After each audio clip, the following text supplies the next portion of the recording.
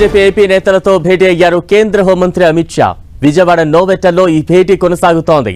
ఏపీలో నెలకొన్న ప్రస్తుత రాజకీయ పరిణామాలపై ఈ సమావేశంలో చర్చిస్తున్నారు. రాష్ట్రంలో పార్టీ బలోపేతంపై కమలం నేతలకు దిశానిర్దేశం చేస్తున్నారు అమిత్ షా.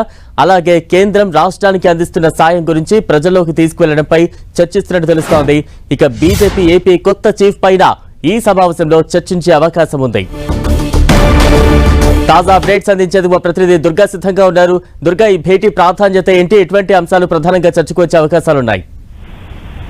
అంటే ఏపీలో బీజేపీ బలోపేతం, అలాగే కేంద్ర ప్రభుత్వం ఏపీకి ఇస్తున్నటువంటి నిధులు, అలాగే అమలు చేస్తున్నటువంటి పథకాలను ప్రజల్లోకి తీసుకెళ్లడం, దాంతోపాటు కొత్త అధ్యక్షుడు ఎంపీకి సంబంధించి వీటన్నిటి అంశాలతో పాటు కూటమి పార్టీలతో ఏ విధంగా సమన్వయం చేసుకుంటూ ముందుకెళ్లాలి, ఇలాంటి ప్రధాన అజెండాలతో బీజేపీ నేతలతో అమిత్ షా సమావేశం నోవటల్లో జరుగుతుంది. మరి కాసేపట్లో ముగిపోతుంది. ఎందుకంటే నోవటల్ నుంచి ఆయన నేరుగా ఎన్డీఆర్ఎఫ్ వ్యవస్థాపక దినోత్సవానికి వెళ్ళబోతున్నారు. ఇందులో భాగంగానే ఇప్పటికే సీఎం చంద్రబాబు కూడా నోవటల్కి ఆల్రెడీ చేరుకున్నారు. మరి కాసేపట్లోనే నోవటల్ నుంచి గన్నవరం దగ్గర ఉన్నటువంటి ఎన్డీఆర్ఎఫ్ దానికి వెళ్ళబోతున్నారు. ఆ వ్యవస్థాపక దినోత్సవం కార్యక్రమంలో కూడా పాల్గొనబోతున్నారు. అయితే ఏపీ బీజేపీ నేతలతో అమిత్ షా కీలకమైనటువంటి అంశాలకు సంబంధించి దిశానిర్దేశం చేసినట్టుగా మనకు తెలుస్తుంది. ఎందుకంటే రాష్ట్రానికి కేంద్ర ప్రభుత్వం ఏ అయితే పథకాలు అమలు చేస్తుందో, ఏ నిధులు తీసుకొచ్చారు, ఇటీవలే పోలవరంకి సంబంధించి, అలాగే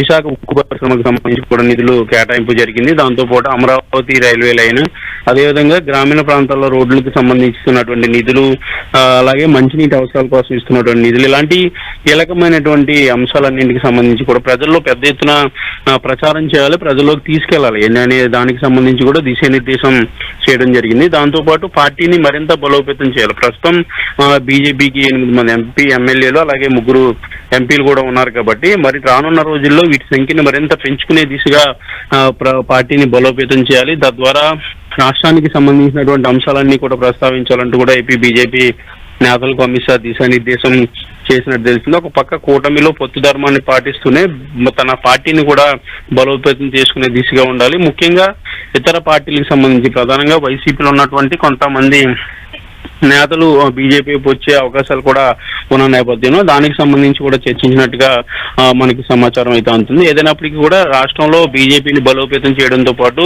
కేంద్రం ఇస్తున్నటువంటి నిధులను పెద్ద ఎత్తున ప్రచారం చేయడం, అలాగే ప్రజల్లోకి తీసుకెళ్లే అంశానికి సంబంధించి బీజేపీ నేతలకు అమిత్ షా దిశానిర్దేశం చేశారు. Balaram. Right, thank you Durga.